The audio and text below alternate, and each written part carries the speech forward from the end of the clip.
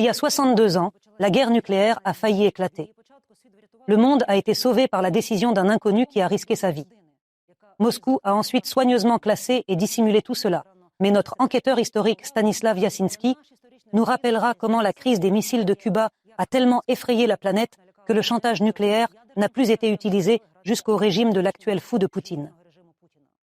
Cependant, il y aura peut-être à nouveau un héros qui ne permettra pas aux dictateurs criminels d'appuyer sur le bouton rouge.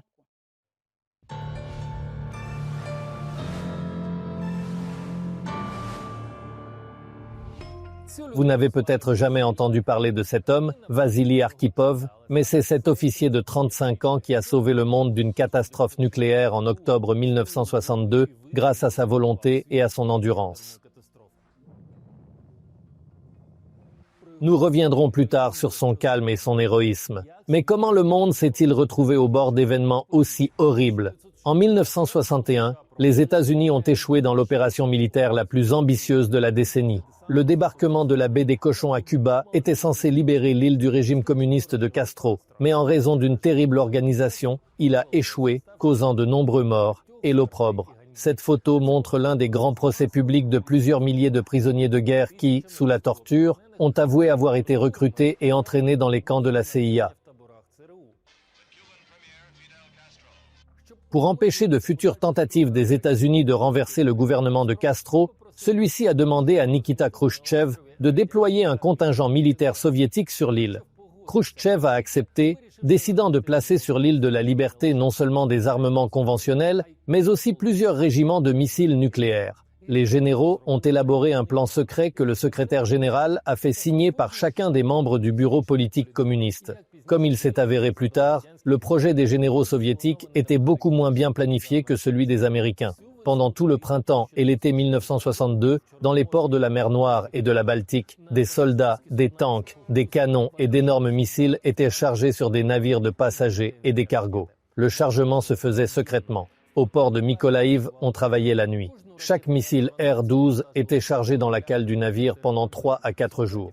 Le nombre de soldats et d'officiers variait de 20 à 40 000, rendant le transport d'un tel nombre de troupes la plus grande opération logistique maritime soviétique. Des dizaines, voire des centaines de soldats sont morts dans des cales surpeuplées lors de ce terrible voyage maritime. Comme tu commences l'affaire, elle ira ainsi par la suite. Le renseignement avant une telle opération spéciale gigantesque a été réalisé de manière insatisfaisante. Ni les soldats, ni les officiers n'étaient préparés aux particularités du climat cubain. Les médecins ne savaient pas traiter les maladies tropicales et les cuisiniers, à cause de la chaleur, se sont retrouvés sans les produits dont ils avaient l'habitude de cuisiner chez eux. Plus d'une centaine de rampes de lancement de missiles, les généraux ont décidé dès le départ de les cacher sous les palmiers. Bien que les officiers de renseignement aient mis en garde dès le début, la plupart des rampes de lancement n'avaient pas de végétation du tout. Le 14 octobre 1962, un avion de reconnaissance américain U-2 a prévisiblement photographié des installations de missiles lors de son survol de Cuba. 2 jours plus tard, les photos avec explication étaient sur le bureau du président John Kennedy et la crise des Caraïbes a commencé un affrontement sur le fil du rasoir. Les navires militaires américains ont encerclé Cuba, n'y laissant passer ni cargaison civile ni renforts militaires. Kennedy repoussait constamment les conseils de ses propres généraux de frapper préventivement l'île.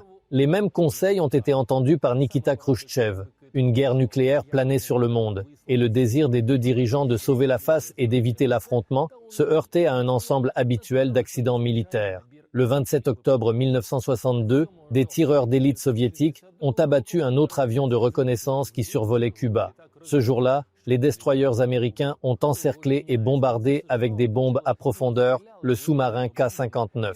Personne parmi les Américains ne savait qu'à bord du sous-marin se trouvait une torpille avec une ogive nucléaire.